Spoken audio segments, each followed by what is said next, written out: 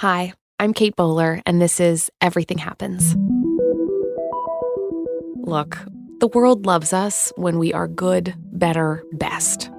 But this is a podcast for when you want to stop feeling guilty that you're not living your best life now. We're not always celebrating our Zen-like mindset. I used to have my own delusion of living my best life now. I'm a Duke professor, wine and cheese enthusiast, wife and mom, Instagram gold. Then I was diagnosed with stage 4 cancer. That was 4 years ago, and I'm still here, and now I get it. Life is a chronic condition. The self-help and wellness industry will try to tell you that you can always fix your life. Eat this and you won't get sick. Lose this weight and you'll never be lonely. Believe with your whole heart and God will provide. Keep this attitude and the money is yours. But I'm here to look into your gorgeous eyes and say, hey, there are some things you can fix and some things you can't. And it's okay that life isn't always better. We can find beauty and meaning and truth, but there's no cure to being human. So let's be friends on that journey. Let's be human together.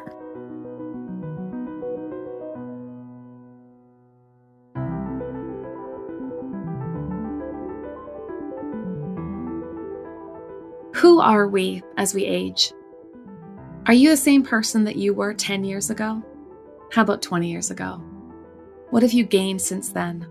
And what have you lost along the way? Our culture has such poor language for this. The who we are-ness across time. The ways we grow and the things that threaten to diminish us. Our guest today knows a lot about the great opportunities and costs embedded in aging. Mary Pipher is a clinical psychologist and bestselling author of 10 books. You might remember her from the bestselling book about adolescent girls called Reviving Ophelia, which my mom read to parent me. And today we'll be discussing her most recent book, Women Rowing North, Navigating Life's Currents and Flourishing as We Age. She writes with such gentleness, offering an unbelievably non-self-helpy roadmap for how to age beautifully. Mary, I am so grateful to be speaking with you on this incredibly rainy day. Well, thank you so much. That was a beautiful introduction, Kate.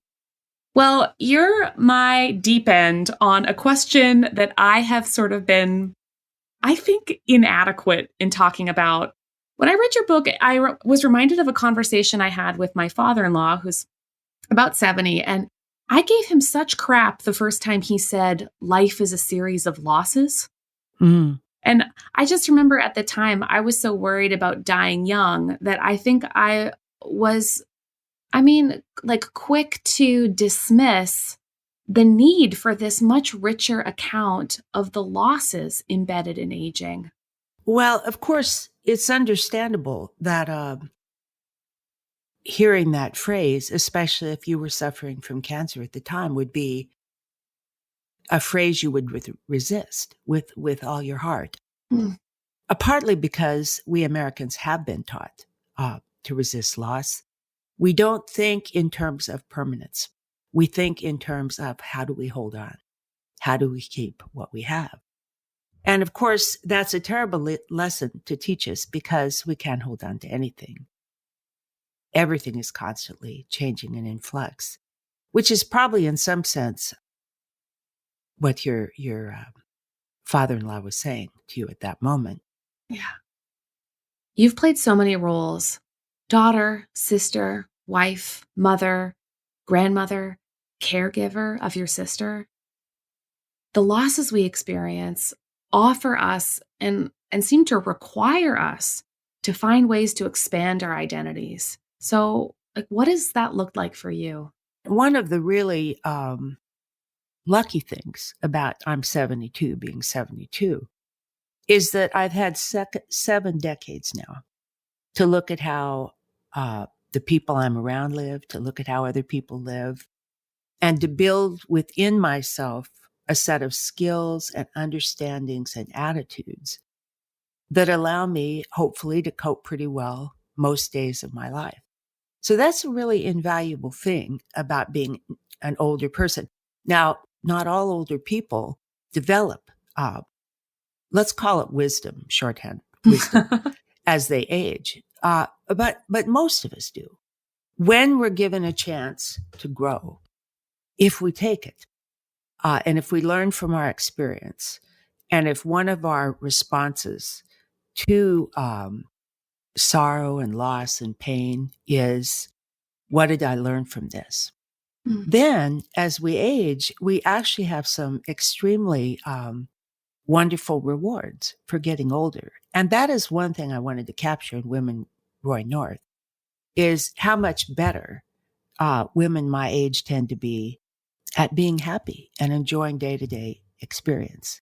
I was kind of blown away by that, to be honest, right? Like you write that studies show that most women get increasingly happy after 55. But like it's hard for me to understand when, as we both know, life just continues to get harder. We lose people we love, we face transitions, our lives shift in ways we can't get back. Like, what is the secret to that kind of contentedness? First of all, there's an amazing calculus to old age. And if we've been growing, if we've had our lights on, then what happens is, as more is taken from us, the more deeply we appreciate what is in front of us. And so many people are noticing this during the quarantine we're now in. For example, I bet you have heard, Kate, that people say things like, I've never noticed how beautiful the birds sing. Or, I have really enjoyed my flower garden this year. Well, the birds probably aren't singing all that much louder, and the flower garden probably didn't look all that much better. But what's happening is people are naturally making that accommodation, that as they can't appreciate and enjoy things they used to, they're really looking very closely at those things they can enjoy. Mm-hmm. But there's a lot of skills that make day-to-day living easier that hopefully as we age, we acquire. For example, all around the world, the number one thing that correlates with happiness, it doesn't matter where you're talking about in the world, is reasonable expectation.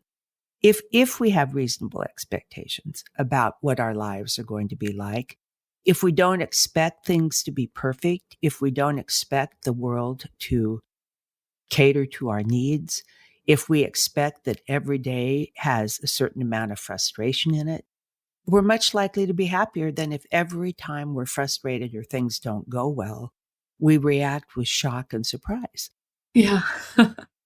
There's nothing trite about the way that you're framing this. I mean, I've heard people, like, I'm just thinking of all the televangelists that I've, studied over the years that have like 7 quick, tips for happiness in the blah, blah, blah. Yeah. Yeah. What you're describing is a real expansiveness of life in which, in the course of a single life, you expect to see your parents die, hold your grandkids, live days of joy and splendor and others in diminishment. And in all this, it requires a sort of tough-mindedness to keep growing into these and through these losses. Absolutely. And one of the reasons I named this book Women Rowing North is I thought rowing conveyed a certain arduous hard work. There's a lovely quote. I'm just thinking of the rowing metaphor you use. You expand on it so beautifully. Do you mind if I read you to you in an awkward way? Not a bit. I'd love to hear it. Okay, great. It really struck me. Old age is always accompanied by loss. Eventually, one way or another, we will say goodbye to everyone we love. Eventually, one way or another, we are likely to spend more time in doctors' offices than at concerts, and more time at funerals than weddings. Maneuvering this stretch of river requires flexibility, a tolerance for ambiguity, openness for new vistas, and the ability to conceptualize all experiences in positive ways. One of the arguments of this book is that this life stage, after retirement or after middle age, as we enter this last third of our lives, is very similar to adolescence. Huh. in that we're leaving behind something that's familiar and that's we've kind of understand and have come to know, and we're entering uncharted territory. Yeah. We have in this culture such ugly, mean-spirited caricatures of older women. And when I was writing the book, people would ask me what I was writing about. And I'd say, well, I'm writing about older women. And they would invariably say, well, I'm not old or you're not old. They would immediately deny that either one of us was old. And what they were saying with that, no matter how old, if somebody was 80, they'd say, you're not old. What they were saying with that is my experiences and my personality and the way I live in the world do not match up with those cultural stereotypes of what a older woman is like. And I refuse to submit to those. Oh, yeah, that sounds right to me. I mean, I'm just thinking as a historian, there's such an intense, at least in this century, I think we're at peak condescension for older people. There's just an ingrained disdain, a sense that anyone older must be archaic and unchangeable in thinking. Yeah, I think there's this great desire to sort of distance the best virtues of modernity from whatever the older generation has. And your book really reminded me of this Ogden Nash quote my dad says sometimes. Just people expect old men to die. They do not really mourn old men. People watch with unshocked eyes, but the old men know when an old man dies. Mm-hmm. That really reminded me of watching my grandfather age and realizing that he was living in a world that had changed around him and whose rules he no longer knew exactly how to live inside of, because there was, I think, little language for it and little language to give him to do it well. Right. Well, one of the ironies is while the stereotypes about older women are that they're in the way and talkative and difficult to deal with and needy, the actual experience of most people that are engaged in a family or as friends with older women is that they're very cheerful Mm. and eager to be of help and full of ideas for how to manage. And I know, for example, that most of my friends are doing in my town some of the most important work in the community with things like prison reform or Black Lives Matter because they have the time. Mm. You know, one of the reasons I think younger people have a hard time empathizing with the experience of older people is they've never been old. Yeah. I remember extremely well what it felt like to be 14. And I remember, Kate, what it felt like to be your age. I had young children and was working full time and just barely had time to get to a toilet. I was just on a dead run from the minute I got up in the morning till I fell into bed exhausted. And younger people have very little sense for the experience of older people. The prejudice is really unfortunate because it creates a lot of dread of their own aging, and it diminishes their possibilities for friendship across the lifespan. Yeah. There is such a cultural preference for independence, for a sense that independent people are somehow superior, that any sort of fragility is capitulation to something that's lesser. I'm so grateful to hear your pitch for interdependence. Well, you know, it's interesting because now many of us are living alone. We're living far from family. We're not seeing very many people every day. And one of my hopes is that what comes out of this quarantine is a renewed desire to actually be with people and to really be with them face to face, to be hugging with them, hiking with them, eating a meal with them in a cafe, but to just be physically and emotionally present in a way that we can't be on a Zoom meeting or a phone call. I think there may be just a huge desire for this. Yeah, if we could recognize the great gift of like the great intimacy and proximity and just be able to, I guess, like feel our own neediness as a good thing. Like, wow, isn't it so good to be known and to be close to people that we also happen to want them to make dinner for us? That would be nice.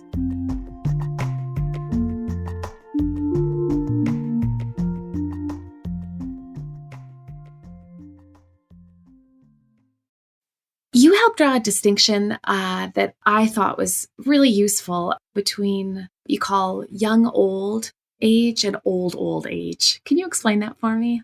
Well, the original distinction was made by another psychologist, Bernice Newgarden, who talked about young old age, even if you're 95, is when you can still do most everything that you want to do. And old age, you can enter at 50 if, for example, what you most loved to do in life was be an editor and you can no longer read. That could be for you old age. For example, I used to be a really good backpacker and could hike up 14 miles and Huh. live pretty tough in the wilderness. My husband and I were backpackers and we loved it. Amazing. Well, I'm not carrying a pack up 14 miles anymore. I love to cross country ski. I'm not doing that. I love to ice skate. I'm not doing that. And my hands, I've pretty much overworked from years and years of writing and cooking big meals. And when I was in high school, I was a car hop at the A&W on the highway in my town, carrying those big trays down to cars and affixing them to the windows. So that many of the things I used to do with my hands, such as garden and chop vegetables and write for long hours at a time, I can't do those things anymore. And yet, I don't feel an old age. I have a wonderful life. And what I realize is if you're an adaptive, resilient person, there's an enormous amount of workarounds you can do to keep enjoying life and functioning at a level that is really, in some ways, just as glorious and happy as it ever was. Mm. So when you encourage people to build a good day, what does that mean? We can wake up in the morning if we're lucky and retired and structure our days pretty much however we want. And part of having a good day is simply having variety, figuring out how to have some exercise and have some friendship and have some intellectual choices and have some time when we're appreciating beauty and reminding myself that whatever I have on my list, I can approach it with interest and curiosity and eagerness, or I can approach it with dread, and that I have that choice. One of the things very pleasant about being older is the phrase eventually is no longer a word to us. No, totally. You describe this as like the last time you'll see a friend, the last time you'll hike a mountain, the last time you'll be able to travel. That like some people have the luxury of eventually, like we keep the future hazy as if eventually is always in front of us, but then it isn't. There is no eventually. If I say, well, eventually I'd like to do this, if it's something I can do, I do it. I don't really believe in eventually anymore. Another thing is there are no small pleasures. Pleasure is pleasure. And if you can find things to enjoy, it no longer feels small. It feels beautiful. So part of building a day is simply putting together time that is enjoyable, one block after another, and knowing how to have reasonable expectations, knowing how to modulate our reactions to the world, knowing how when we hear bad news, we have the processes we need to deal with trauma and loss, and that we can face pain squarely. We can be honest with ourselves. We can feel it in our bodies. We can allow ourselves to absorb body blows patiently, just watching with curiosity the pain and then moving through it slowly across time. The harder the times, the shorter the view. And there's sometimes that life can be rough enough that I take it an hour at a time. I take it in whatever increment I think I can handle it, Kate. Yeah. I found that like the worse my life got, the older my friends got, which I appreciated. Isn't that interesting? It helps for me because I'm a historian, which means that I'm in one of the few professions where it's assumed that your brain gets better with age and that you'll have more to share. And it's run by geriatrics, which I love. And so, I've always been about 30 years younger than my average colleague, which I didn't think too much about until I got very sick. And then I thought, oh, you are going to be my very best friend.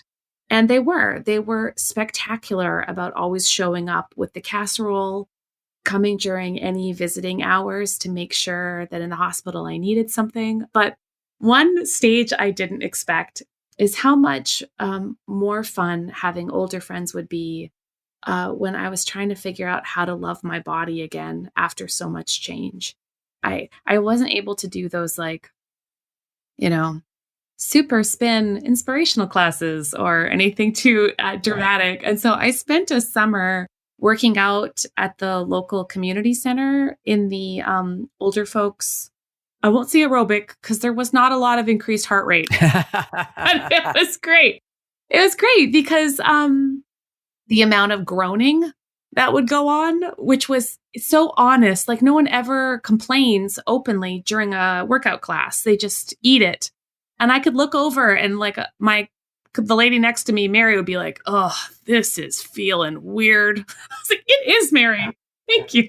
There was such an honesty, which I started to kind of get addicted to being around. When I was teaching at the university, I'd go to the recreational center down at the university with mostly students and grad students. And women were very self-conscious about their bodies, kind of crouched over their lockers, trying to hide their bodies. Yeah. And the conversation tended to be pretty stressed. A lot of women talking about relationships that weren't working particularly well, or family stress, or especially body stress. A lot of women having a great deal of stress about their bodies. Mm-hmm. Well, then I switched to a gym that's primarily older people. And in this dressing room, women walk around in their functional underwear and their old saggy swimsuits. And there's a lot of joking and very little self-consciousness. It's beyond that right now. And so it was a wonderful change. And it was a really vivid example of which of these groups is happier if you spend some time with them. Yeah.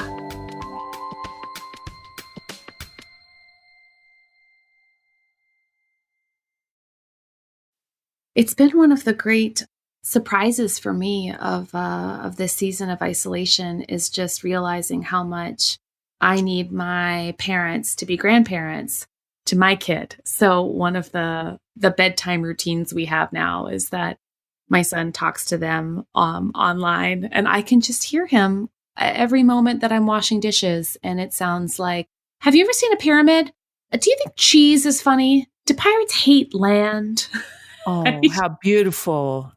Your lucky son and your lucky parents that they have that beautiful little interaction every day. It makes me feel lucky to hear. I mean, my dad is very good at holding forth. So when I could hear my son last night be like, but do you have another story about snakes? And then he did have another story about snakes. Isn't it funny how snakes are one of the most universal, fascinating topics to children? They are. That goes back a long ways, I think. And just letting them need each other, which makes me feel like there's connection, there's possibility. And that part of the great fear is that our lives shrink as we live in this time of like just less and less connection. I wonder too, since we have a lot of folks in our community whose lives shrink a lot because of the roles that they play as caregivers. I wondered if you wouldn't mind saying something about the roles that you've played as caregiver and what that's meant to you about having to like discover what's possible within a day. I have a younger sister who's wheelchair bound with dementia and on dialysis. For about 7 years, she lived nearby, and I was supervising all of her care. And doing pretty much everything for her, all of her paperwork and managing money and dealing with government agencies and healthcare. And I think at one point she had about 10 docs, and it was a pretty full-time job. It was essentially giving up my life in order to give her a life. Mm. And that's a situation many older people have. At this point, my sister's now in a very good care facility, and she's happy there. And my relationship is visiting her once a week with some yarn and some fried chicken, Aw. which makes her extremely Yeah. happy. It's a very easy job for me. But I think caregiving is extraordinarily difficult. I think it's easy for people in that situation to become clinically depressed. Yeah.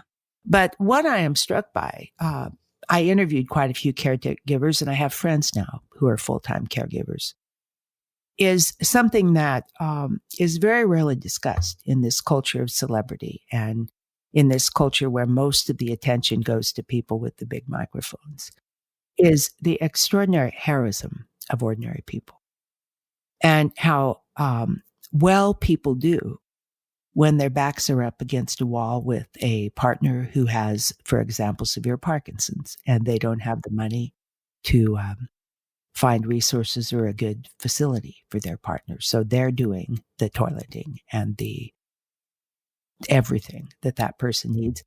And somehow, in spite of the toll it takes on them, they continue to do it. So it's a really very heroic work. And I used to say, when I'm queen of the world, here's one thing I'll change. And when I'm queen of the world, that would definitely be one thing I would change, is we would have a culture in which people who were willing to sacrifice so much had more help. Yeah, that's right. So what are some of the best gifts you've found as you've grown older? One of the things that isn't often talked about the joys of older people is how close we are to people, how many friends we have, how much more time we have to have rich relationships with family and women friends. And I'm an activist, so I'm in different activist communities. And some of those communities I've been in for 35, 40 years. So I have these beautiful, long relationships that extend across time where we've worked on certain causes together. And the relationship part is very beautiful. It's extraordinary how many people my age describe an enhanced capacity for bliss.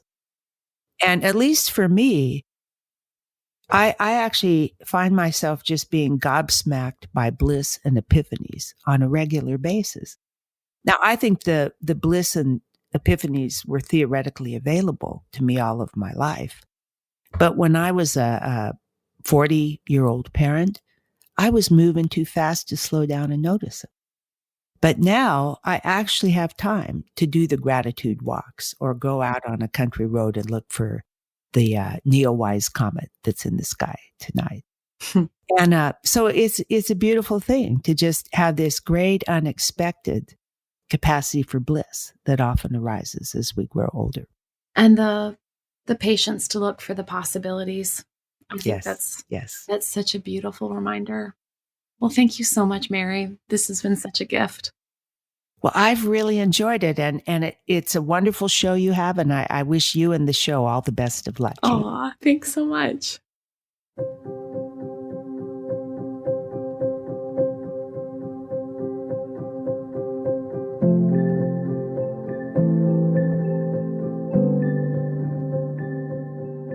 Adulthood Part 2. That's what Mary calls it. That next part of life. And it fits.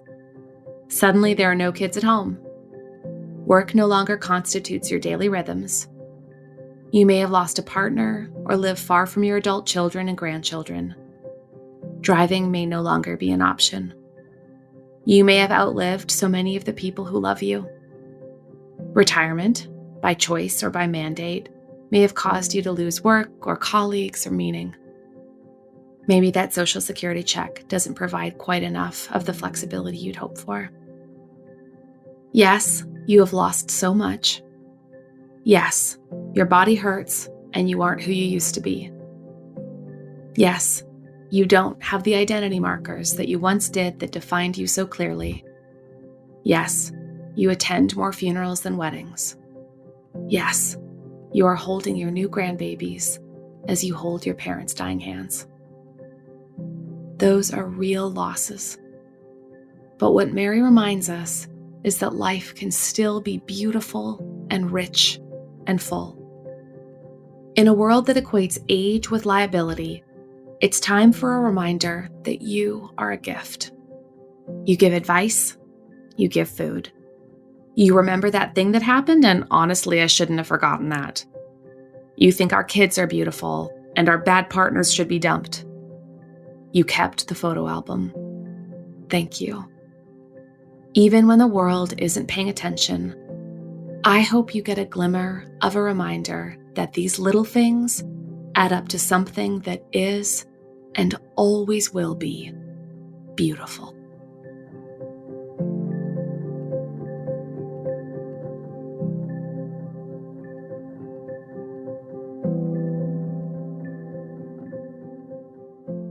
This podcast wouldn't be possible without the generosity of the Lilly Endowment.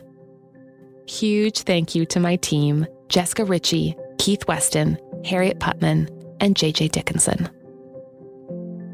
Okay, but for real, come be human with me. Find me on Instagram or Twitter at Kate C. Bowler.